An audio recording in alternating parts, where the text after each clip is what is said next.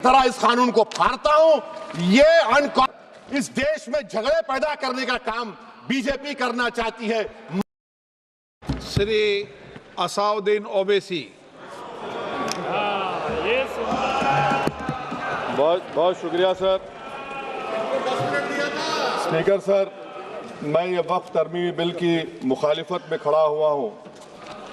किसी एक शायर ने बड़ा अच्छा कहा था, जब भी ज़मीर और ज़र्फ़ का सौदा हो दोस्तों, जब भी ज़मीर और ज़र्फ़ का सौदा हो दोस्तों, कायम रहो हुसैन के इनकार की तरह। सर, ये वक्फ तरमीमी बिल भारत के गयूर मुसलमानों के ईमान पर, इबादत पर एक हमला है। नरेंद्र मोदी की हुकूमत ने इस मुल्क की सबसे बड़ी अक़लियत के खिलाफ एक ऐलान जंग कर दिया, और ये जंग ना सिर्फ मेरे जिस्म पर है, बल्कि मेरी आज़ादी पर, मेरी समाजी और माशी मार्जिनलाइजेशन पर है, मेरी शहरियत पर है, मेरे मदरसे, मस्जिदों, खानखाहों और दरगाहों को निशाना बनाया जा रहा है। और ये हुकूमत सच्चाई को नहीं बयान कर रही है कि ये तरमीमी बिल से मुसलमानों का तहफ़्फ़ुज़, तरक्की और गुर्बत का खात्मा होगा। ये सरासर झूठ है। सर, अगर आप आइन के आर्टिकल 14 को देखेंगे तो उसमें लिखा हुआ है इक्वल प्रोटेक्शन।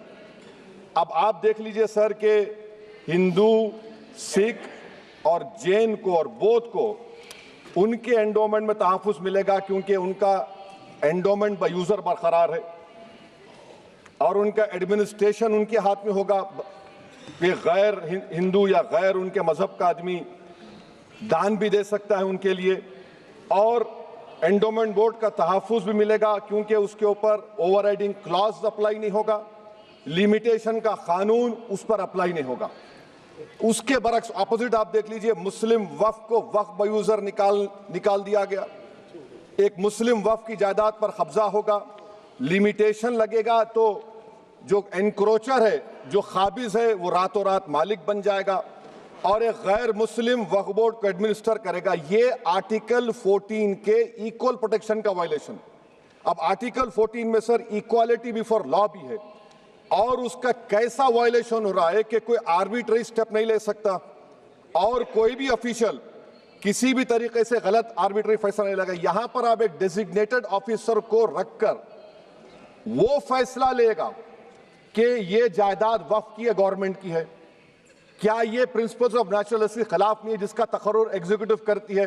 ये हमारे theory of separation of powers, Bharat के आइन का बेसिक स्ट्रक्चर का हिस्सा है। क्या इसका वायलेशन नहीं है?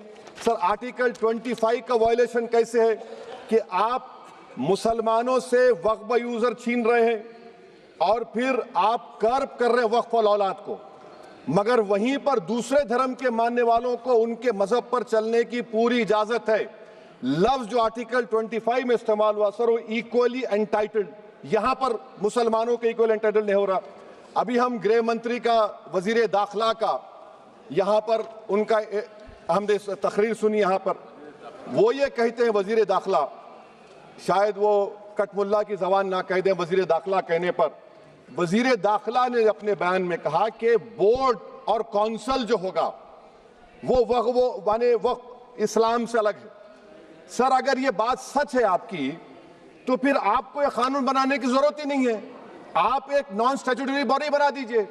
ये जो कानून बन रहा है ना सर, ये आर्टिकल 26 इसका सोर्स है, और आर्टिकल 26 जब इसका सोर्स है तो आर्टिकल 26 का ABCD क्या कहता है कि रिलीजियस डिनोमिनेशन को अपने मजहब के अफेयर्स खुद चलाना, मूवेबल इमूवेबल प्रॉपर्टी को लेना और एडमिनिस्टर करना।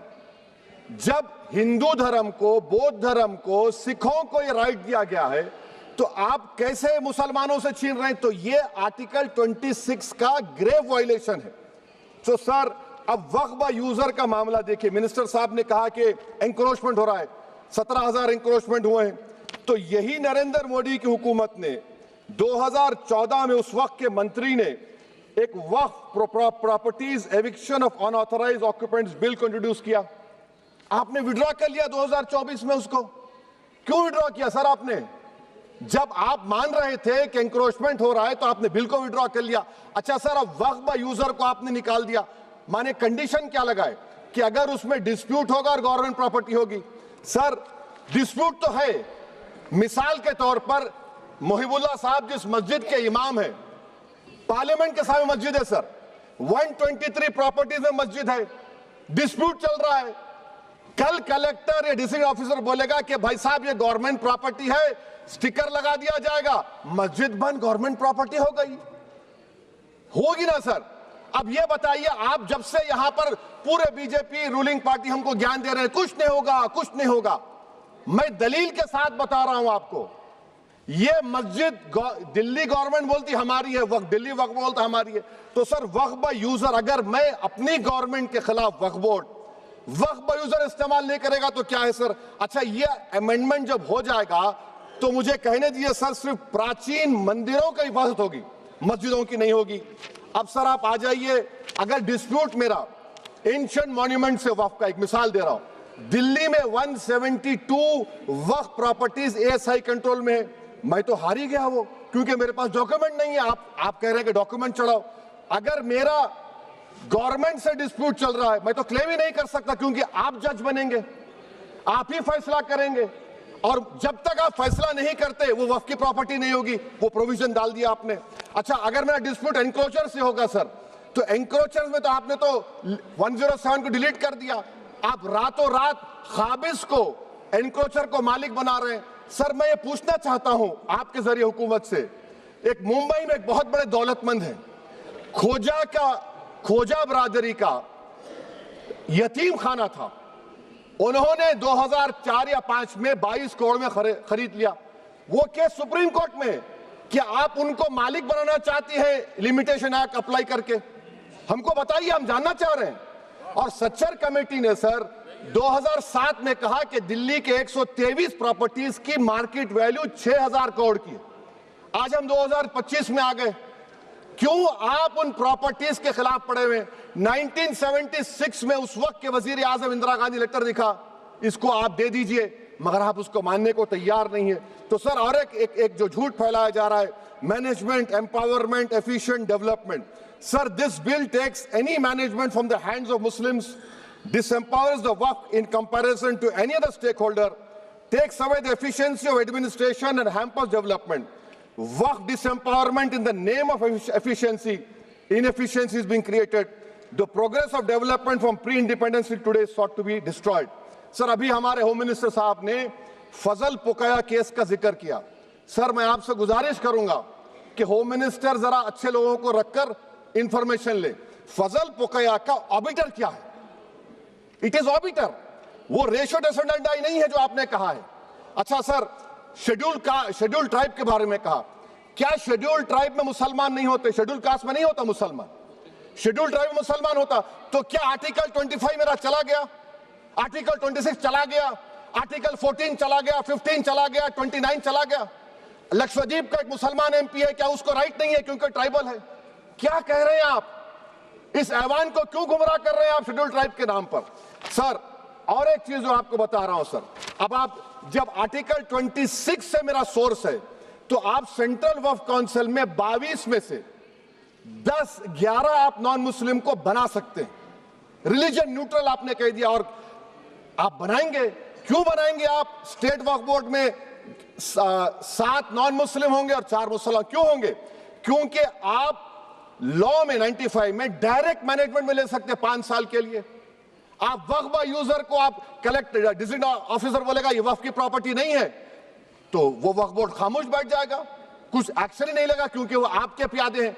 अच्छा, जब आप नॉमिनेट करेंगे सर मैं मोदी गवर्नमेंट के खिलाफ नो कॉन्फिडेंस ला सकता हूं, मगर वक्फ बोर्ड का चेयरमैन जो नॉमिनेट होगा उसके खिलाफ नो कॉन्फिडेंस नहीं ला सकते, हम बिल्कुल नहीं ला सकते। क्या मजाक है बताइए आप? ये डेमोक्रेसी है। नॉमिनेट भी स्टेट गवर्नमेंट करेगी, वो अगर डिक्टेटर बन जाएगा जैसा आज भारत में हो रहा है तो वो भी नहीं हटेगा। कम से कम यहां पर तो इलेक्शन है, वहां पर तो आप 5 साल झेलते रहो उसको। अच्छा सर, अब ये जो क्लॉज 11 और क्लॉज 9 आप 16AA से देखिए, where the qualification of the members of the board has been limited only to 3 categories contained in 14(1)(c). Intention is very clear that the majority is to be packed with non-Muslims. So who will defend my interests, sir? If I cannot depend on the state waqf board, central waqf council, which are going to comprise non-Muslims, this in itself is a clear violation of Article 26, 14 and 15 sir. अच्छा sir, CO पहले 95 act में था कि word मुस्लिम, आपने गायब कर दिया उसको। अरे आखिर क्यों इतनी नफरत है आपके लफ्ज मुसलमान से? अच्छा फिर क्या कह रहे हैं आप कि ये भी आर्टिकल 26 का वायलेशन है। सब जितने हिंदू धर्म के प्रॉपर्टीज हैं, सिख धर्म के हैं, बौद्ध के हैं और आपके जैन के, वहां पर उन्हीं के मजहब का ऑफिसर होगा। और कहां पर नहीं होगा? वक्फ बोर्ड में। वक्फ board is a pure religious institution, इसको समझने की जरूरत है। तो आप ये कर दे रहे हैं सर। अच्छा सर आप देखिए, अब आप आ जाइए ये ट्राइब्यूनल पर। मुझे समझ में नहीं आया सर कि हमारे होम मिनिस्टर नहीं लेके आते। मैं बड़े अदब के साथ उनसे पूछना चाह रहा हूं कि क्या उस वक्त राजनाथ सिंह साहब, आडवाणी साहब, हमारी लेट सुषमा स्वराज, ये बड़े बड़े नेता यहां बैठे थे? आपने यूनानिमस उस कानून को पास करवा दिया। कीर्ति आजाद थे उस वक्त, अब यहां बैठे हैं वो टीएमसी में। तो क्या आप गलत थे या वो गलत थे? हमको बता दीजिए, आप बता दीजिए। क्योंकि अगर आडवाणी आपके लिए बहुत बड़ा नेता है, मेरे लिए नहीं हो सकते, आपके लिए आपने पद्मश्री दिया उनको। मोहतरमा सुषमा स्वराज की जबरदस्त तकारीर का मैं कायल हूं, वो बैठकर उस 2013 को यूनानिमस पास कर दिए। मुझे कंफ्यूजन है कि क्या अमित शाह, नरेंद्र मोदी बड़े हैं या आडवाणी बड़े हैं? आपके लिए आप तय कर लीजिए। अच्छा सर, आपके tribunal sir, railway Clements tribunal, NGT tribunal, income tax, वैसे 14-15 ट्राइब्यूनल है। हिंदू एंडोमेंट का ट्राइब्यूनल, सबका अपील नहीं होती, रिव्यू होता है। गृह मंत्री सरकार कह रही है कि नहीं रोक दिए, रोक लगा। कैसे रोक लगाते हैं? रिव्यू और अपील में तो फर्क होता है ना सर। आप ही कह रहे हैं कि पूरे कोर्ट्स में बैकलॉग है और आप अपील कर रहे हैं। अच्छा सर, रिटायर्ड डिस्ट्रिक्ट जज 95 में सिटिंग डिस्ट्रिक्ट जज था, जो एडमिनिस्ट्रेटिव कंट्रोल था सीजीआई साहब, उसको निकाल दिए। अच्छा सर, अब आप अभी हमारे मंत्री साहब ने कहा trust, sir Shri Sai Baba trust 2004, वो ये कहता है जो ऑफिसर उसमें काम करता है उसको साई बाबा का डिवोटी होने चाहिए और उसको डिक्लेरेशन लिख के देना पड़ेगा। यहां पर हो रहा तो यहां पर क्यों नहीं हो रहा? अच्छा सर, आप फिर देख लीजिए, ये आपका हो गया सर। हाँ, अब अमित शाह साहब ने सेक्शन 2A के बारे में कहा और उन्हें इस बात का इकरार कर लिया कि दाऊदी बोहरा के लिए यह बनाया गया है। मगर मैं आपके जरिए से गवर्नमेंट से पूछना चाह रहा हूं, आपने तो उस प्रोवाइजो में दाऊदी बोहरा का नाम ही नहीं लिखा। आपने उनको भी थैंक यू कर दिया, उनका नाम क्यों नहीं लिखा आपने? और सर, और गवर्नमेंट क्या कर रही है? आप मुस्लिम समाज में जो बेकार किस्म के लोग हैं उनको एक रास्ता बना रहे हैं, एग्जिट दिखा रहे हैं कि तुम्हें वक्त से बचना है तो तुम्हें ट्रस्ट बना लो। ये क्या कर रहे हैं सर आप? कम से कम उन दाऊदी बोहरा को आप दे देते। अच्छा sir, clause 3V section 36 clause 18 देख लीजिए। Oral Waqf, oral appointment has sought to be discontinued even though it is recognized practice in Islam. Muslim personal law is recognized oral waqf and 1937 Shariat Application Act. Sir आप clause 39 पर आ जाइए। 5 साल के लिए मुसलमान। मैं किरण रिजिजू से पूछना चाहता हूं, सर दाढ़ी रखे तो मुसलमान प्रैक्टिसिंग है या क्लीन शेव आपकी तरह है? तो बताइए हमको, प्रैक्टिसिंग क्या होगा? अच्छा, किसी को पकड़ के मॉब लिंच कर दिया और बोले कि JSR का नारा लगाया, और वो JSR का नारा लगाया तो क्या मुसलमान रहेगा? नहीं रहेगा। या फिर देश के प्रधानमंत्री ने कहा था कपड़े देखकर पहचानो, तो क्या कपड़े देखकर आप कह देंगे? अच्छा, अगर कोई क्रिश्चियन हिंदू धर्म कबूल करता है तो क्या वो मंदिर को नहीं दे सकता प्रॉपर्टी? फिर भारत के संविधान में आर्टिकल 300 क्यों है सर? राइट टू इक्वालिटी क्यों है? फ्रीडम ऑफ रिलीजन क्यों है? 5 साल कहां से लाएंगे? अच्छा सर, और एक चीज सर, और एक चीज मैं आपको बोल के खत्म कर दूंगा सर। इस बिल में वक्फ औलाद का सर, इसमें आप देखिए clause 432, the creation of waqf al-awlad shall not result in denial of inherent rights to heirs, including women heirs or the waqif or any other right of person. Sir ये article 25 का violation है, शरीयत application act 37 का violation, article 300A का violation है। अच्छा, हिंदू धर्म में सेल्फ एक्वायर्ड प्रॉपर्टी को एक हिंदू, अब उसके फर्ज के 2 बच्चे हैं, वो एक को अपनी पूरी दौलत दे सकता है, कोई रोक टोक नहीं है। वो कहेगा नहीं मैं घर के बच्चों को नहीं दूंगा, मोहल्ले के गरीब को दे दूंगा, वो भी कोई रोक टोक नहीं है। वहां पर आपको बच्चों की फिक्र नहीं है। जब मैं अपनी प्रॉपर्टी को अल्लाह को मालिक बनाकर दे रहा हूं, आप कह रहे बच्चों की फिक्र नहीं है। इतनी मोहब्बत आप बिल्किस बानो से दिखा देते तो आपके लिए दुआएं देती आपके लिए। तो सर आप दूसरी बात आप देख लीजिए सर, आखिरी बात कहकर मैं अपनी बात को मुकम्मल कर रहा हूं सर। नहीं मुकम्मल कर रहा हूं। स्पीकर साहब बहुत टाइम दे दिए। सर आप देखिए, इसमें अमित शाह साहब बोले कि इतनी प्रॉपर्टीज का कब्जा हुआ, चोरी हुई, ये हुआ। सर क्लॉज 2652A सेक्शन, अगर कोई प्रॉपर्टी बेचता है 2 साल की सजा थी, आपने क्या कर दिया, उसको 6 महीने कर दिया। नॉन बेलेबल था, आपने बेलेबल कर दिया। सेक्शन 40 की बात करते हैं।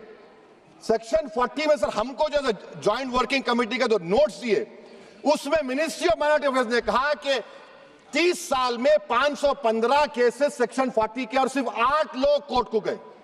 वक्फ यूजर का कानून तेलंगाना आंध्रा में है, सेक्शन 40 का कानून तमिलनाडु 63 है, आंध्र प्रदेश में 43 है। और सर आप डायरेक्शन दे रहे हैं, अच्छा क्लॉज 4218B देखिए सर, आप रूल बना रहे हैं, कोऑपरेटिव फेडरलिज्म के खिलाफ है, इतना रूल बना रहे हैं। और आखिर में सर मैं आपको बताना चाह रहा हूं स्पीकर साहब, ये बिल का मकसद सिर्फ मुसलमानों को जलील और रुस्वा करना है, मुसलमानों को दूसरे दर्जे का शहरी बनाने का इनका मकसद है। सर अगर आप हिस्ट्री को पढ़ेंगे तो महात्मा गांधी बनाने का इनका मकसद है। सर अगर आप हिस्ट्री को पढ़ेंगे तो महात्मा गांधी उस वक्त के व्हाइट अफ्रीका में सफेद फार्म अफ्रीका के कानून को महात्मा गांधी ने कहा था कि ये मेरा कॉन्शियंस इसको मानता नहीं है, मैं इस कानून को कबूल नहीं करता हूं। तो महात्मा गांधी ने क्या किया, उन्होंने उस कानून को फाड़ दिया। तो मैं गांधी की तरह इस कानून को फाड़ता हूं। ये अनकॉन्स्टिट्यूशनल है सर। इस देश में झगड़े पैदा करने का काम बीजेपी करना चाहती है मस्जिद और मंदिर के नाम पर, इसीलिए मैं इसका कंडेम करता हूं। और मैं आपसे गुजारिश करता हूं कि मैंने अपने 10 अमेंडमेंट दी है, आप इसको कबूल करिए सर, मुझे बोलने का मौका दीजिए और उस पर डिवीजन का मैं डिमांड भी करूंगा। Thank you sir.